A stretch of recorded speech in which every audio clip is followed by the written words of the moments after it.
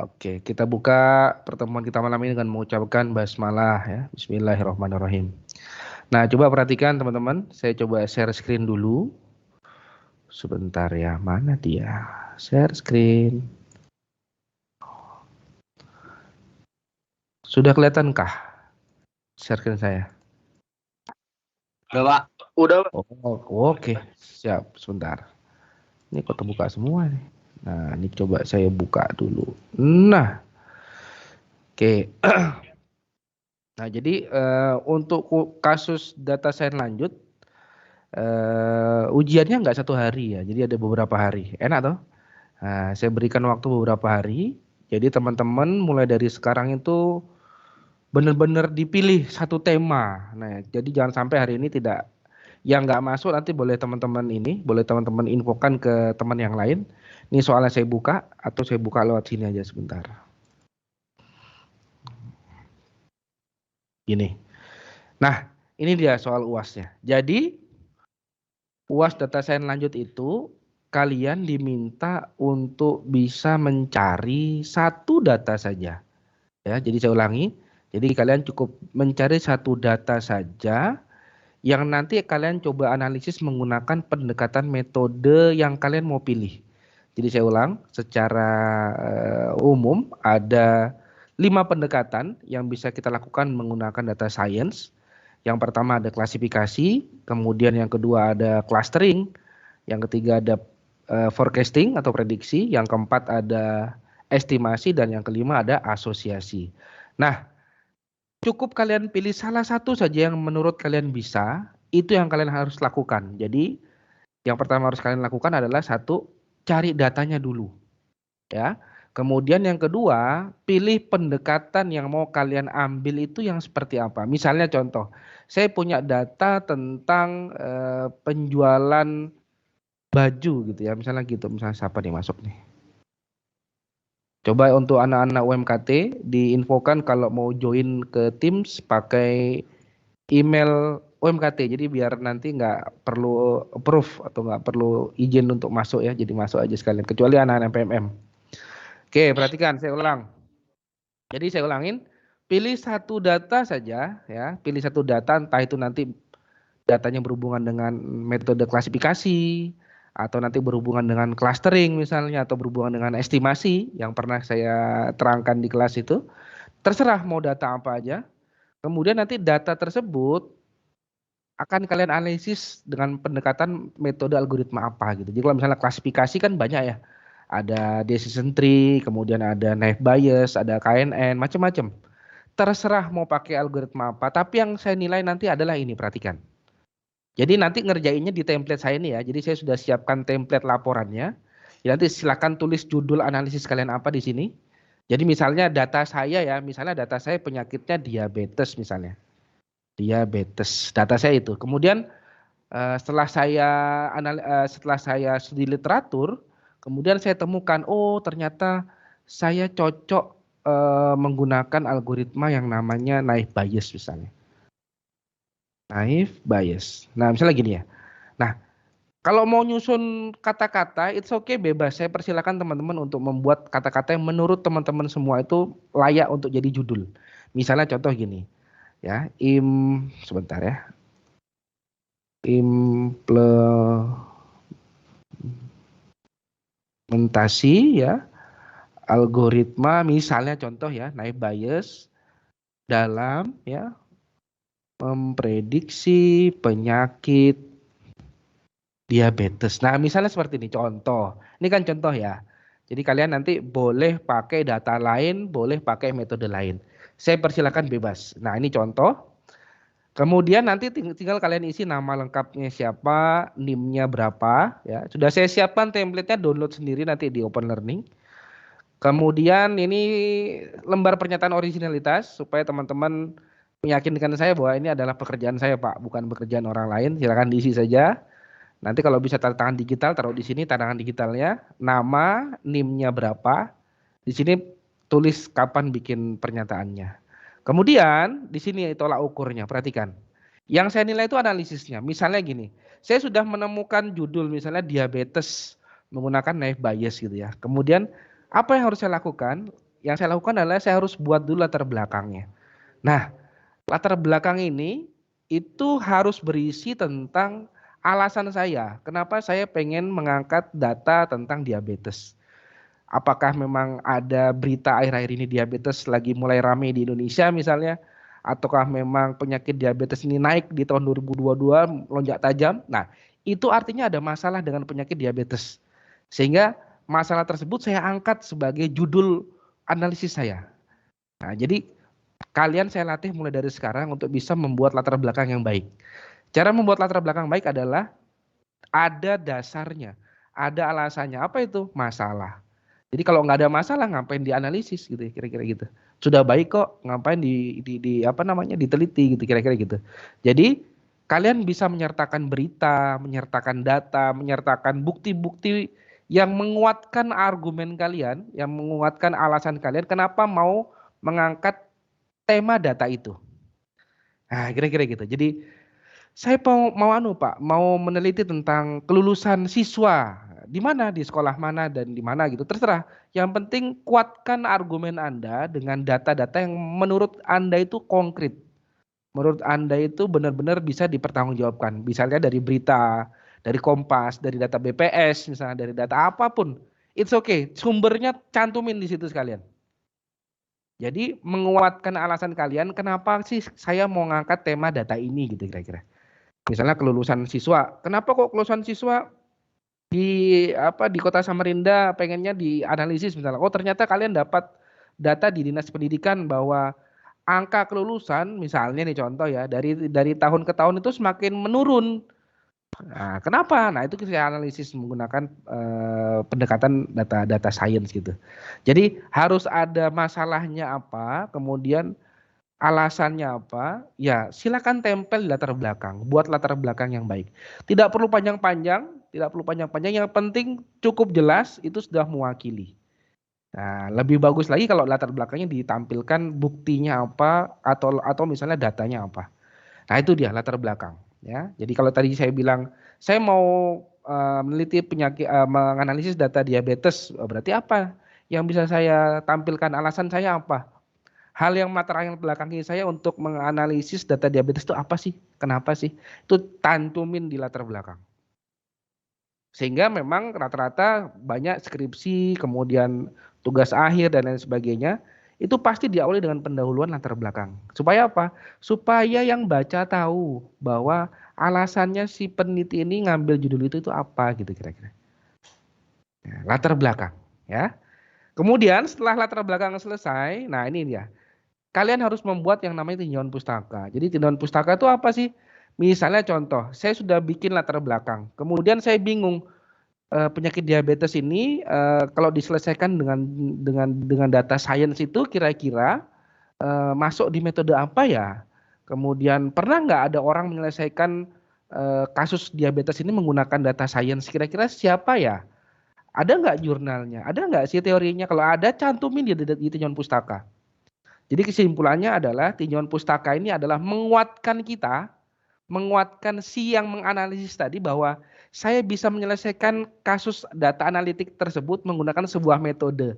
Dan metode ini bisa dipertanggungjawabkan.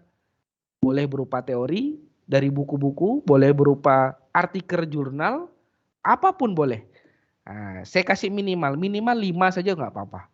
Jadi misalnya Pak saya dapat dari buku 2, dapat dari jurnal 3, nggak apa-apa, masukin di situ. Minimal 5. Lebihnya boleh Pak? Ya boleh. Silakan saja cari lebih. Jadi tinjauan pustaka saya ulangin. Tinjauan pustaka adalah hal yang menguatkan argumen Anda untuk bisa menyatakan bahwa solusi yang Anda usulkan itu layak. Jadi solusi yang saya usulkan misalnya sekarang pakai naik bias. Kenapa kok naik bias? Nah, saya cari di situ literaturnya, saya cari teorinya. Kira-kira cocok nggak sih naik bias untuk penyakit diabetes? Siapa yang pernah meneliti si naik bias ini? Kenapa kok bisa dipakai di diabetes? Tulis jelaskan di tinjauan pustaka. Sampai sini yang ditanyakan dulu. Halo? Oi. Belum ada, Pak. Oke ya. Saya lanjutkan ya. Baik, saya lanjutkan. Yang ketiga, data preprocessing. Nah, data preprocessing ini maksudnya gimana, Pak? Simple aja sebenarnya, nggak perlu terlalu ribet-ribet. Jadi saya nggak punya data, kemudian saya boleh mengapa cari data di internet, misalnya kayak di UCI Machine Learning, kayak di Kaggle, kayak di atopdata.ai dan lain sebagainya. Boleh, silakan. Tapi Anda harus terangkan di poin ketiga ini Anda terangkan data saya dapatnya di mana, struktur isi datanya apa-apa saja. Misalnya kayak saya gini ya, penyakit diabetes saya dapat di UCI Machine Learning. Kemudian data saya terdiri dari 10 atribut. Nah, 10 atribut itu apa aja? Ada umur, ada tekanan darah misalnya, ada insulin, ada macam-macam. Itu kalian terangkan di bagian sini. Jadi kalian akan menjelaskan data yang kalian punya. Nah, terus capturekan datanya dalam bentuk gambar. Oh, gini format datanya dalam bentuk CSV saya dapat di Kaggle. Ini atributnya, ini kelasnya misalnya. Kemudian seandainya ada data yang rusak, misalnya data yang kotor, ada data yang typo, ada data yang kosong dan lain sebagainya, kalian bersihkan, kalian cleaning, kalian macam-macam, itu namanya data pre-processing. Jelaskan tahap-tahapnya, taruh di situ. Nah, setelah sudah kita bersihkan datanya, kita benerin semua datanya bagus, kemudian kita coba implementasikan pakai algoritma yang tadi kita usulkan. Misalnya tadi saya mengusulkan algoritma naive Bayes. Ya udah, naive Bayes. Jadi saya sudah menerangkan satu contoh, misalnya contoh, nanti saya akan coba upload juga di Open Learning beberapa algoritma-algoritma lain yang bisa menguatkan kalian untuk bisa pakai codingan itu gitu. Jadi saya bebaskan teman-teman semua tidak harus menggunakan codingan saya. Misalnya nih di Open Learning sudah saya siapkan codingan kayak naive Bayes, kemudian SPR dan macam-macam lah. Ada ANN semua saya sudah siapkan, tapi Pak saya dapat codingan yang lebih mudah Pak di internet untuk bisa mencari nilai akurasinya misalnya kalau klasifikasi atau bisa mencari nilai-nilai yang lain kalau kalian misalnya pakai metode lain. Saya persilahkan juga. Jadi bebas, teman-teman bisa pakai codingan saya di Open Learning atau bisa pakai codingannya yang dapat di internet atau punya sendiri. Boleh. Tapi aturan mainnya adalah nanti kalian harus bagi data training dan testingnya 80% 20%. Jangan 90-10, jangan 70-30. Biar sama aja kita serentakkan. Pembagian data training dan testing adalah 80 sama 20. Nah, nanti semua langkah-langkahnya, semua langkah-langkah misalnya saya pakai Python, Mbak. Semua langkah-langkahnya kalian capture. Kalian capture, bikin narasinya taruh di poin 4. Kemudian setelah selesai pakai Python, buktikan bahwa hasilnya bisa keluar di software RapidMiner. Jadi kalau misalnya pakai RapidMiner kan tinggal tarik-tarik aja tuh. Tarik keluar hasilnya, buktikan sama apa enggak. Kalau sama ya silakan laporkan sama. Kalau beda laporkan beda. Dan beri alasan kenapa kira-kira bisa berbeda. Apakah misalnya komanya aja yang berbeda, apakah misalnya ada hal lain yang berbeda, silakan laporkan yang berbeda. Nah, terakhir kalian bikin kesimpulan. Jadi kesimpulan dari project analis kalian ini apa, simpulkan di sana, dan terakhir cantumkan daftar pustaka yang sudah kalian buat di poin kedua tadi. Oke, ada pertanyaan? Silakan yang mau bertanya. Pak, saya Pak. Nomor 4 Pak. Nomor 4. Nah, Yuk. itu kan Bapak bilang kalau misalnya hasilnya nggak sama Pak gimana? Misalnya 80 berapa itu? 80% dibagi 20% misalnya. Gimana itu, Pak? Kalau misalnya beda. Hasilnya dari Python ke RapidMiner nggak sama. Iya, gitu. Nggak apa-apa, laporkan aja. Tapi minimal laporkan saja nggak. Jadi kalian tuh bukan salah. Maksudnya bukan salahnya tuh bukan istilahnya tuh gini. Maksudnya kenapa kok bisa kira-kira saya tuh cuma pengen tahu aja kira-kira teman-teman ini kalau hasilnya seperti ini sama apa beda? Buktikan kalau hasil codingan Python-nya itu misalnya contoh ya. Saya mau neliti diabetes tadi pakai Python keluar akurasinya 0,8 sekian misalnya gitulah ya. Kemudian yang kalau 0,8 berarti kan 80-an kan 80%. Kemudian pas di RapidMiner 80% juga tapi beda komanya. Jadi nggak ada masalah kalau beda koma. Yang nanti yang berbeda tuh misalnya yang lain sini kalau 80 70. Kenapa bisa beda? Nah, itu beri keterangan aja. Kira-kira menurut kalian kenapa beda? Saya cuma butuh keterangannya aja. Paham maksud saya? Jadi tetap kalian laporkan aja nggak apa-apa, nggak ada masalah. Oke, Pak. Jadi kalau misalnya beda jauh, kita tinggal laporkan aja gitu, Laporkan. Pak. Tapi kalau bisa berikan alasan. Kira-kira salahnya di mana menurut kalian? Kira-kira gitu. Nah, itu kalian bisa bisa sambil baca kira-kira kalau di internet misalnya kira-kira kalau pakai software pihak ketiga hasilnya sekian, saya pakai pattern codingan sekian, kira-kira kok beda hasilnya kenapa? Oh, mungkin perbedaannya terletak di sini sini sini sini. Ya udah tulis aja di laporanmu begini begini begitu gitu. Udah. Itu yang saya mau itu analisisnya. Nah, kalau kalian sudah mampu melewati soal UAS saya ini, udah kalian sudah insya Allah saya sih bilang udah bisa nih bikin skripsi. Ini kan penelitian kecil, kira-kira gitu. Ada yang tanya kan? Datanya nanti Mbak ini malam ini kan saya gabung nih data science lanjut yang kelas A dan kelas B. Habis ini saya buatkan Excelnya supaya antar mahasiswa datanya nggak sama. Jadi silakan cepet-cepetan ambil, pilih di Excelnya. Saya pilih data ini sumbernya dari sini gitu boleh. Jadi kalau sudah ada yang ngambil, nggak boleh teman lain ikut ambil. Jadi biar nggak ada yang sama. Kira-kira begitu. Jadi habis ini nanti saya buatkan Excelnya dalam bentuk spreadsheet. Jadi teman-teman nanti bisa saling mengisi, tulis name, nama, kemudian datanya apa, sumbernya, linknya di mana, taruh di situ. Jadi yang lain nggak boleh ambil gitu kira-kira. Jadi datanya biar antara mahasiswa satu dengan mahasiswa yang lain itu nggak ada yang sama. Kira-kira gitu? Ada yang mau bertanya?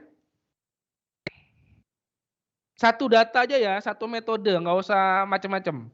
Jadi saya cuma butuh satu data, satu metode, satu algoritma. Selesaikan sampai habis.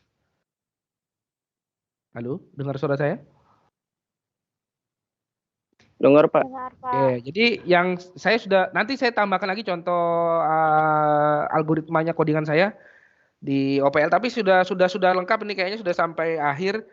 Cuman yang di deployment itu kalau teman-teman buka, jadi materi terakhir itu tentang deployment, jadi nggak semua hasil data science itu berupa analitik gitu ya. Jadi dia bisa berupa software, produk dalam bentuk software.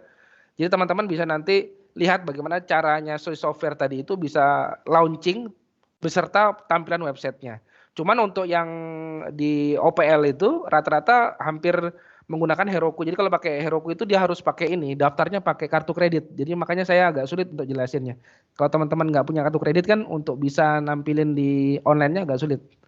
Jadi nanti cukup sampai di launching programnya, di running, keluar programnya sampai situ. Tapi kita nggak lagi bahas itu ya. Tadi yang UAS kita ini bahasa tentang pure analitik. Jadi teman-teman semua ini mau saya paksa dalam tanda kutip, paksanya bagaimana teman-teman bisa keluar dari zona nyaman, buat satu data analitik, bikin pendahuluannya, tadi sudah saya terangkan bagaimana cara bikin latar belakang, kemudian bikin tinjauan pustaka, bagaimana cara menguatkan. Jadi misalnya kalau kalian ketemu masalah kan harus cari solusinya tuh. Sudah masalah kita keluarkan latar belakang, kemudian kita beri solusi. Nah, kata siapa solusi kita itu layak, kata siapa solusi kita itu benar, maka kalian harus kuatkan di tinjauan pustaka. Kumpulkan bukti-bukti teorinya, kumpulkan bukti-bukti jurnalnya, kuatkan analisismu, usulan solusimu di tinjauan pustaka. Kira-kira gitu. Ya sama kalau misalnya kalian bikin skripsi gitu ya, bab 2, ada yang dari kampus-kampus lain misalnya dasar teori atau tinjauan pustaka, nah itu merupakan sebuah media di mana dia itu bisa menguatkan argumennya dengan beberapa referensi, boleh dari buku, boleh dari artikel jurnal, boleh dari pendapat siapapun, yang penting bisa dipertanggungjawabkan secara ilmiah. Nah, kira-kira gitu. Ada pertanyaan? Pak. Ya. Kalau datanya beda, saya Pak. Nggak tahu. Siapa nih? Putra Saimen Pak. Oke, Putra Saimen. Oke, kenapa men? Kalau datanya beda, algoritmanya sama? Datanya beda, nggak ada masalah. Pasti kan analisisnya beda. Makanya saya kenapa gini, kenapa sih Pak harus pakai latar belakang tinjauan pustaka? Nggak apa-apa, datanya beda. Misalnya datanya beda, algoritma sama kan? Ya kan nanti dia cerita latar belakang. Kenapa dia ngangkat topik datanya itu? Datanya beda kan? Yang satu dia ngangkat tema data ini kenapa? Kok nanti kenapa bisa di data ini bisa diselesaikan dengan algoritma itu kenapa? Dibuka lagi di tinjauan pustaka. Nggak ada masalah. Itu memang bisa begitu. Sah-sah saja. Paham maksudnya, Putra Semen?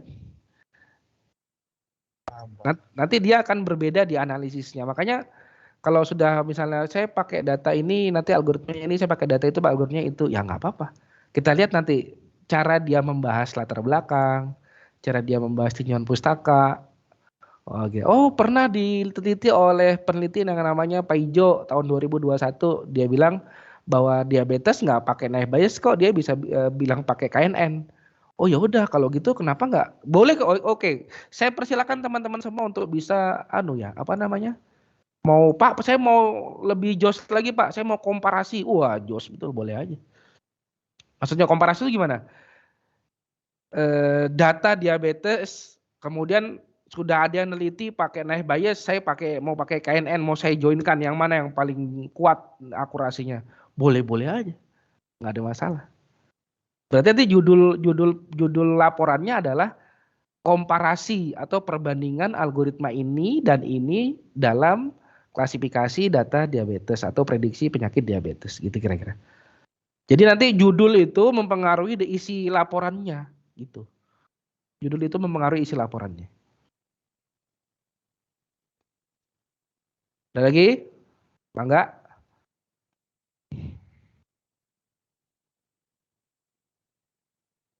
Ingat ya, jadi cuman lagi. Cuman 6. Jadi soalnya 1, anaknya 6. Lagi rajin bikin anak dia. Nih anaknya 6, latar belakang, tinjauan pustaka. Harus berlembar-lembar nggak Pak? Nggak harus lah. Bisa aja nanti latar belakang cuman setengah halaman, nggak ada masalah.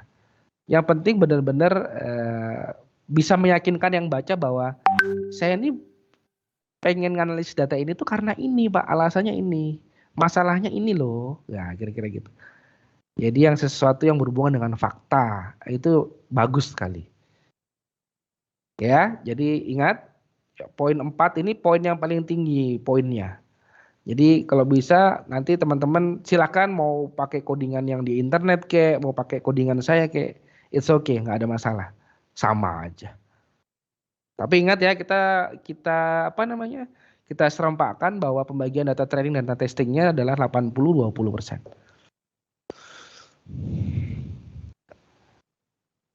Terus yang terakhir daftar pustaka. Nanti daftar pustakanya bikinnya formatnya apa style ya.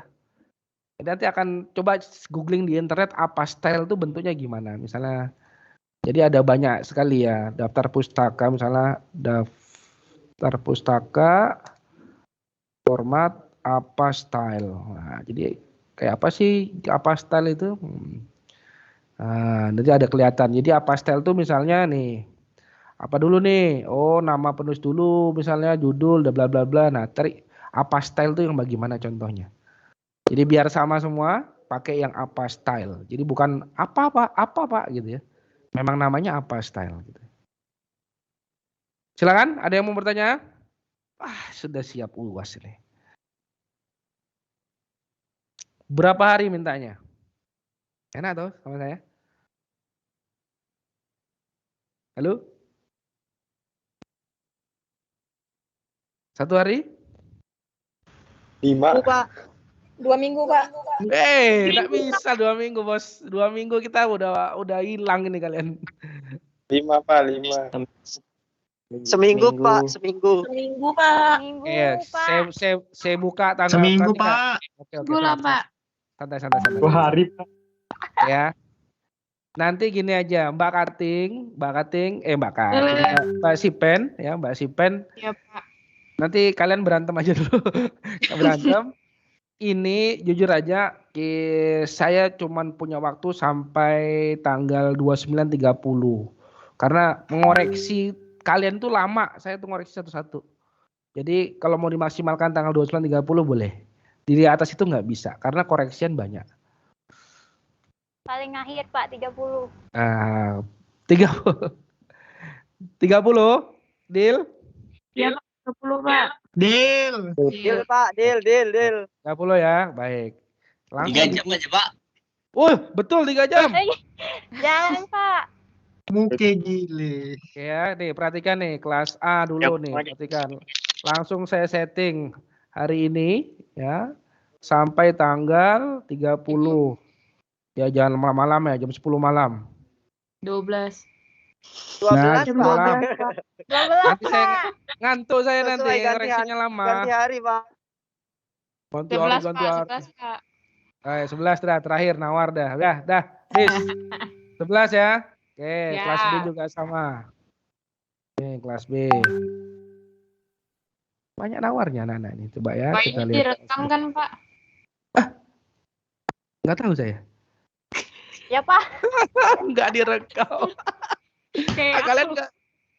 Sudah nanti Diano aja yang nggak masuk biar teman-teman kasih tahu infonya. Kalau nggak suruh temen saya lah.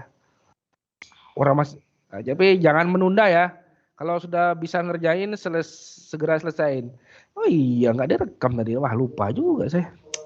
Sudah ngomong 1 jam lagi. Bentar. Ulangi dari awal Pak. Aduh, janganlah. Nanti aja. Tanggal berapa Sampai nih? jam 12 kita Pak. Meet-nya. Bukan main. Bentar. 23 sampai tanggal 30 jam 11. 11.30. Dah. 11.30. Ditawar lagi anak-anak ini. Lamanya sudah ini. Was terlama dari yang ada ini. Dah, apa lagi?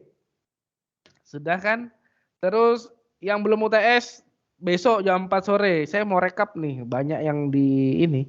Kemudian progress open learning. Nanti ada nilai absensi. Sebagian saya ambil di open learning. Jadi saya tutup di jam 10 malam hari Minggu. Jadi kalau bisa selesaikan sebelum itu. Oke ya. Oi. PL standarnya berapa Pak? 80. Mas. 80%. Oke. Tadi ada yang nanya Pak. Tanya UTS apa? yang kemarin terlambat itu juga ngumpul lagi Kak Pak? Oh, yang terlambat asal dia sempat upload nggak usah. Tapi kalau misalnya mau uji kesaktian, boleh aja kumpul lagi. Boleh, yang merasa sudah kalah duluan kemarin, Pak, saya sudah kalah duluan Pak. Boleh. Nanti yang saya ambil yang tertinggi ya, Mbak. Nilai tertinggi yang saya ambil. Saya fair kok. Misalnya nilai pertama setelah saya koreksi, saya belum sempat koreksi semua. Saya koreksi misalnya dapat nilai 60 misalnya kan. Kemudian yang pertama dapat 70 misalnya. Kemudian yang kedua dapat 50 lebih kecil. Ya saya pakai yang pertama yang lebih tinggi. Gitu ya. Pasti yang lebih tinggi yang diambil daripada yang lebih rendah kan. Gitu. Jadi mumpung saya kasih waktu yang belum UTS, tapi saya mohon maaf teman-teman semua, kalau UTS yang susulan ini nilainya nggak bisa sama dengan yang UTS tepat waktu. Pasti ya ada perbandingan nilai, maksudnya saya menghargai teman-teman yang sudah berusaha susah payah mengumpul tepat waktu, nilainya sempurna 100, kalau misalnya itu semua ya 100. Tapi kalau misalnya nanti teman-teman yang sekarang, yang hari ini ujian susulan, betul semua nggak bisa 100, kira-kira gitu. Jadi ada beberapa poin yang saya kurangkan, supaya adil saja. Gitu ya. Ada pertanyaan? Ini sudah saya buka, silakan dicek lagi di openernya. Saya mau bertanya Pak. Ya, silakan. Kan ada dari beberapa teman-teman yang belum sempat ngumpul tugas kemarin Pak, kata Bapak. Oke Mas, betul. Nanti saya buatkan ini Mas, saya buatkan Google Form Mas. Nanti habis ini saya ingatkan saya lagi. Habis ini langsung saya buatkan Google Form, sekalian nanti saya buatkan spreadsheet-nya. Spreadsheet untuk judul data kalian yang mau kalian analisis apa, sekalian saya buatkan Google Form-nya. Nanti upload di situ ya. Sip, makasih udah diingetin. Ada lagi?